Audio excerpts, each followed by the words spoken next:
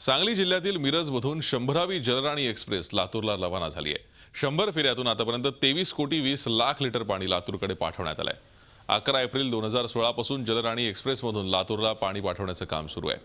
जलराणी एक्सप्रेसच्या 100व्या फेरीच्या प्रवासाचा आढावा घेतला आमचे प्रतिनिधी रवींद्र कांबळे यांनी।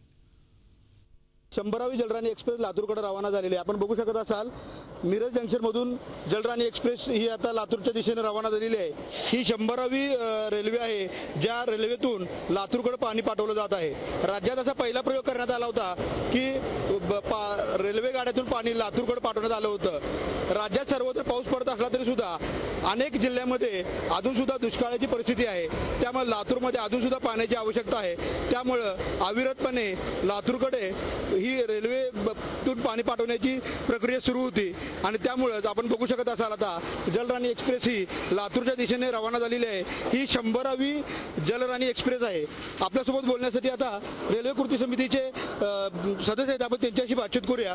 कशा पद्धतीचा प्रवास होता आणि किती आतापर्यंत पाणी पुढे पाठवण्यात आलेलं आहे? आजपर्यंत साधारण म्हणजे लातूरमध्ये जे पाण्याचं दुर्भिक्ष जाणवलं आणि त्यावेळेला आमच्या रेल्वे कृती समितीचे जे अध्यक्ष आहेत माननीय मकरंद देशपांडे साहेब यांनी यामध्ये मोठं लीड घेतलं आणि शासन स्तरावर जे शक्य नाही ते करू शकतात हे दाखवून दिलं। शासनाची मानसिकता असते फक्त शासनाला दाखवणं गरजेचं असतं, मार्ग दाखवणं गरजेचं असतं, ते काम आमच्या मकरंद देशपांडे साहेबांनी केलं। त्यानंतर माननीय मुख्यमंत्र्यांनी यावर चांगला निर्णय घेतला।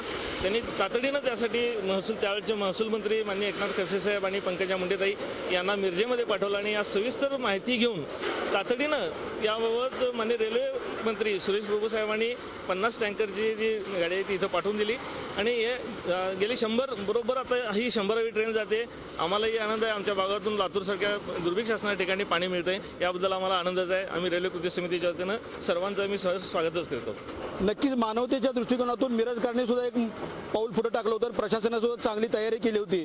त्यामुळे आपण बघू शकतोय की आता 100वी जलराणी एक्सप्रेस लातूरच्या दिशेने रवाना झालेली आहे।